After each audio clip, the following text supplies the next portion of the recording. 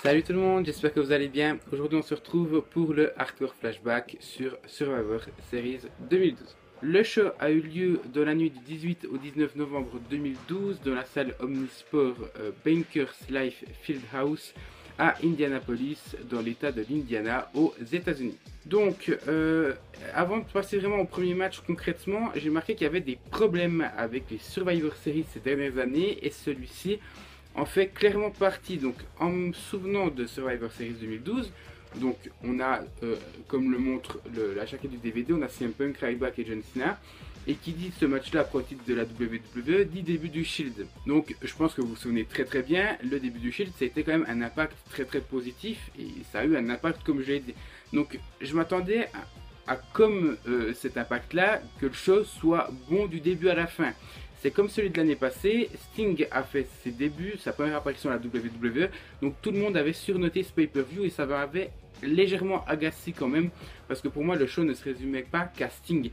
Là c'est pareil et je me suis fait avoir, pour moi j'avais encore une bonne impression par rapport au début du Shield, mais le show est quand même passablement catastrophique je trouve, pour un des pay-per-view majeurs de la fédération. Je vais directement enchaîner avec le premier match, les Survivor Series traditionnels match. Donc c'était le premier de la soirée. La team Luchadors, donc c'était Rey Mysterio, Sin Cara, International Airlines, donc Tyson Kidd et Justin Gabriel et Brodus Clay, contre la team Primetime Players, donc les Primetime Players, Primo et Epico, ainsi que Tensai. Donc à la base ce match devait être seulement Mysterio et Sin Cara contre les PTP et finalement le match a été fait dans un match traditionnel. Donc pour moi ce match là n'atteint pas le deuxième et clairement pas, pour moi c'était un match beaucoup trop classique, sans grande surprise. Et les deux seules surprises qu'on peut peut-être mettre en avant, c'est que Brodus Clay et Tensai ont été éliminés en premier suivi de Titus O'Neil, donc les trois vraiment gros gabarits se sont fait éliminer assez rapidement finalement. Et puis je vais pas en faire des tonnes, mais tout se joue un peu autour de Tyson Kidd et Justin Gabriel qui sortent clairement du lot dans ce match-là. Même Rey Mysterio et Sin Cara ne sont pas vraiment mis en avant je trouve. C'est pour ça que juste faire tourner ce match pour cette équipe-là, ça fait que c'est décevant pour un opener, parce que ces dernières semaines, durant ces derniers pay-per-view, donc en 2015, même en 2014, on a souvenir quand même des openers qui sont bons pour bien lancer le pay-per-view. Là non quoi, j'ai l'impression qu'ils se sont dit, allez c'est plus du 2 contre 2, c'est du 5 contre 5, on va pas en faire trop quoi, c'est juste pour donner la note du pay-per-view, mais juste par rapport à la stipulation, et moi ça me plaît pas, et j'ai trouvé ce match carrément fade.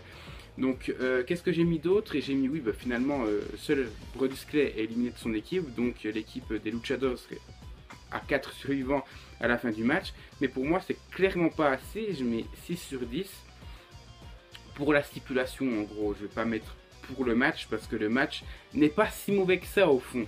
Mais pour un match de pay-per-view majeur et pour un match qui représente ce pay-per-view là, c'est clairement pas assez pour moi pour que je mette une bonne note, d'où mon 6 sur 10. Ensuite on a le match Kaitlyn contre Eve, donc Eve défendait son titre des divas et ça fait un plaisir immense de revoir ces deux divas là. A noter que Kaitlyn n'a plus du tout le même physique à ce moment là comparé à aujourd'hui, elle n'est plus dans le catch, mais je vous laisse aller juste regarder des photos de Kaitlyn actuellement. Elle a un physique quand même de malade qui fait en baver plus d'un je pense, dont moi. Par contre, cependant sur ce match là, c'est une terrible déception. Premièrement, on a l'angle avant-match avec Aksana qui attaque Kaitlyn, donc j'avais totalement oublié. Si je me souviens bien, elle l'avait déjà attaqué une fois, et je crois que Christopher Just l'a dit durant le pay-per-view, quelques semaines avant les Survivor Series 2012. Et là, Aksana avait pris le dessus, là c'est l'inverse, Kaitlyn a pris le dessus, et il semblait quand même... C'est le bon côté, il semblait énervé et presque motivé par rapport à sa haine contre Eve, vu que c'est Eve qui avait envoyé Aksana attaquer Kaitlyn. Donc le match est quand même, il est court, mais il est basé sur la haine de Kaitlyn envers Eve. Donc ça c'est un bon petit point. Cependant le match il est moyen, voire beaucoup trop faible pour deux divas de cette envergure là. Pour moi, c'est des divas qui manquent actuellement, mais si elles font ce match-là, elles ont mieux temps à rester chez elles. Vous voyez, c'est exactement ça. Je ne les prendrai pas, ces divas, actuellement, maintenant, pour un match, si elles nous remontrent un match comme ça. j'ai quand même souvenir, et je pense que tout le monde a souvenir de très très bonnes lutteuses, que ce soit Caitlyn ou Eve, donc forcément ça m'a déçu. Sinon on peut dire qu'il y a eu des bonnes prises, mais que le rythme était fade, et puis bon, le public, je ne l'ai pas précisé pour le premier match, mais il est décédé, donc hein, c'est pire que Payback, ou je sais plus ce que c'était, Payback 2015, le public est mort quoi. RIP, c'est un truc de malade, j'ai jamais vu un public aussi fade que ça. Donc j'ai mis la note de 4,5 sur 10, c'est pas énorme, mais ça représente parfaitement ma déception. Ensuite on passe à un match décevant, à un match qui ne sert totalement à rien selon moi. Cesaro défendait son titre des États-Unis contre R-Truth. Donc le match est correct, mais pas pour un pay-per-view, ça c'est ce que j'ai mis, c'est encore plus décevant que le match avant, même si la note est légèrement supérieure. Et puis j'ai mis que les prises sont correctes, franchement on a des bonnes prises avec un Cesaro quand même qui était rookie à ce moment-là, si on peut dire ça, mais qui envoyait déjà du lourd, donc il commençait gentiment à se faire une place dans le main roster. Et puis concernant le rythme, il était lent mais constant, c'est-à-dire qu'on avait des prises qui étaient assez espacées entre elles, mais faites de façon régulière. Donc ça c'est quand même un bon petit point, malgré le fait que moi je me suis totalement emmerdé en voyant ce match là. Le public semble se réveiller, mais a toujours un pied dans le coma, donc ça c'est dommage. Et concernant la note, j'ai mis 5,5 sur 10, donc oui, le pay-per-view ne va pas être très bien noté. Ensuite, enfin un bon petit match, et franchement en voyant les lutteurs, j'étais sur le cul parce que je m'attendais pas à voir ça sur la carte, j'étais même ennuyé à la suite des 3 premiers matchs qu'on a eu. C'était le Big Show qui défendait son titre poids lourd fraîchement acquis face à l'ancien champion Sheamus. Donc j'ai mis le match est très bon avec un bon finish si on veut bien, le fait que, je sais pas si vous vous souvenez, je vais comme l'expliquer, Sheamus porte un dropkick sur l'arbitre, donc c'est le Big Show qui pousse l'arbitre pour qu'il se reprenne le pied de Sheamus dans la face. Et justement les arbitres viennent voir comment le collègue va, et finalement Sheamus est aussi en train de voir la bêtise qu'il a faite involontairement, et lorsqu'il se retourne, le Big Show porte un WMD et finit le match avant de se faire disqualifier par l'arbitre. Donc c'est un petit peu la même situation qu'on a eu lors de Elimination Chamber 2015, sauf que là c'est le champion qui gagne à la base, et là en l'occurrence Elimination Chamber 2015 c'était le challenger, donc Dean Ambrose. Donc j'ai trouvé ça assez bon dans l'ensemble, et vraiment c'était un bon petit finish. Ensuite, comme je l'ai dit, le match est très bon, il y a quelques cassures de rythme, mais c'est pas grave parce que ça s'enchaîne, et Sheamus n'est pas un gros gabarit, mais il est quand même assez conséquent, et le Big Show est quand même quelqu'un d'assez lourd, donc très lent en règle générale. Et là ça s'enchaîne plus ou moins bien, malgré le fait qu'il y ait quelques cassures de rythme, c'est un peu normal j'ai envie de dire, vu leur gabarit. Donc ça c'est un très bon point malgré ce petit défaut. Et puis les prises sont très bonnes, hein. Il y a le Electric Chair de Sheamus, ainsi que le Spear du Big Show sur Sheamus lorsqu'il saute depuis la 3ème corde. Monstrueux, vraiment ce match je l'ai apprécié, un truc de malade.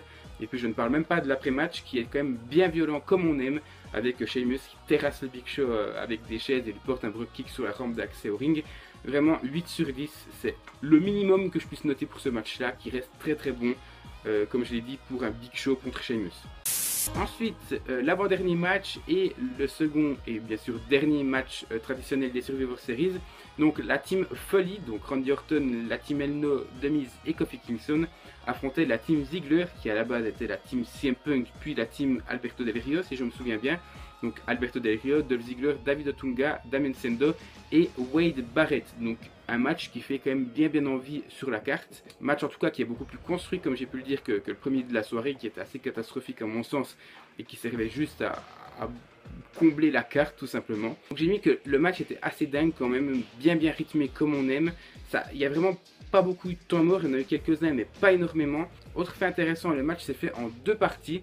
La première partie était la partie chiante où il y a eu passablement d'éliminations comme celle de Damien Sandow, David Otunga ou même Kofi Kingston. Donc c'était vraiment une partie chiante qui servait juste à éliminer les catcheurs un peu inutiles ou qui avaient déjà fait leur job, à l'image d'un Kofi Kingston qui normalement apporte un côté spectaculaire visuellement. Ça n'a pas vraiment été le cas, mais il a rempli son job, donc ils l'ont enlevé de la liste si on veut bien. Et ensuite on a la deuxième partie où il y a Randy Orton d'un côté et Dolph Ziggler et Miz de l'autre. Je prends vraiment ces 3 lutteurs parce que selon moi c'est les 3 qui se démarquent. Et puis vraiment c'est un tournant pour moi parce que ce match est clairement agréable à regarder et moi ça m'a fait plaisir de le voir. Et puis mention spéciale au finish, donc la petite finale entre Dolph Ziggler et Randy Orton. Randy Orton qui avait gagné je crois 3 fois de suite en étant le seul survivant au Survivor Series. Et là qui perd contre Dolph Ziggler, donc Dolph Ziggler ce sera sa première fois qu'il est le seul survivant de son équipe avant le 2014 où Sting vient l'aider contre Seth Rollins. Donc vraiment c'est un bon petit match que j'ai bien apprécié, donc j'ai mis 8,5 sur 10. Et enfin, dernier match, je l'ai dit avant, CM Punk défendait son titre de la WWE contre John Cena et Ryback dans un match triple menace. A savoir que à ce moment-là, donc pour ce match, c'était son 364e jour de règne. Donc s'il conservait le lendemain à Raw, il allait faire une célébration pour son année de règne. Donc le match a été incroyable, le rythme est fou, l'intensité est folle. On a un match triple menace et donc comme j'aime souvent le répéter, le rythme est tout le temps là, il est tout le temps respecté. C'est-à-dire que lorsqu'il y en a un qui est fatigué, il va céder sa place à l'autre qui était fatigué et qui prenait du repos. Et on a toujours deux lutteurs sur le ring qui sont frais et le troisième se repose avant de faire de nouveau un passage de relais, si on veut bien, à un autre qui est fatigué. Donc là ça a clairement été le cas. Et en plus de ça, on a eu de la brutalité dans les prises, donc c'est assez dingue. Je mettrai en avant la petite association entre CM Punk et John Cena, ça fait très plaisir de revoir ça. Moi ça m'a fait chaud au cœur parce que Cena contre Punk, ça a été quand même de grandes rivalités parce qu'on a eu plusieurs entre eux et ça m'a fait surtout rappeler la triple powerbomb du Shield sur Orton à Payback 2015, donc mention très spéciale pour ce moment-là. Et puis comme je l'ai dit avant en parlant du loup, il y a eu les débuts du Shield donc qui viennent attaquer Ryback après qu'il ait porté sa triple powerbomb sur CM Punk puis sur Cena et qui allait finir le match pour devenir champion. Donc le Shield attaque Ryback, lui porte une triple powerbomb à travers la table des commentateurs et puis CM Punk profite de cette distraction et de ce moment-là pour porter vraiment le tombé final sur Cena et donc pour conserver son titre de la WWE. Donc très bon moment. Juste une petite chose, quand je revois Roman Reigns en heel, je me dis clairement que ce mec est fait pour être heel et pas babyface. Pour moi il y a clairement un problème de projection dans l'avenir avec cet homme là. Je le vois pas face, en le voyant heel, il a un charisme débordant et je l'avais complètement oublié depuis qu'il est devenu face il y a plus d'un an. Maintenant c'est à WrestleMania 30, un petit peu avant. Donc oui, ça me fait, je suis nostalgique et ça me fait chier de revoir Roman Reigns en tant que face actuellement quand je vois ce qu'il dégage en tant que heel. Voilà, concernant la note, j'ai mis 9,5 sur 10 tout simplement par rapport au temps. Je crois que le match a fait 18 minutes, ce qui pour moi n'est pas encore assez pour un main event d'un pay-per-view qui est en plus un pay-per-view majeur. Voilà, donc la note finale, ça fait 40 divisé par 6, ça fait 6,7 si je me souviens bien sur 10. Donc ce qui est quand même une note potable, mais qui est presque la pire que j'ai donnée dans ma carrière d'analyste, si on veut bien, de pay-per-view. Donc voilà, c'est un petit peu décevant pour un pay-per-view qui m'avait laissé un goût quand même agréable lorsque je l'avais vu il y a bientôt 3 ans. Donc n'hésitez pas à liker cette vidéo, à la partager si elle vous a plu, à vous abonner à la chaîne si ce n'est pas encore fait. Et sinon je vous laisse aller visiter les pages Facebook de Planet Catch et de Direct Wrestling, ainsi bien sûr que leur site internet. Et nous on se retrouve donc tout prochainement pour la suite de la chaîne.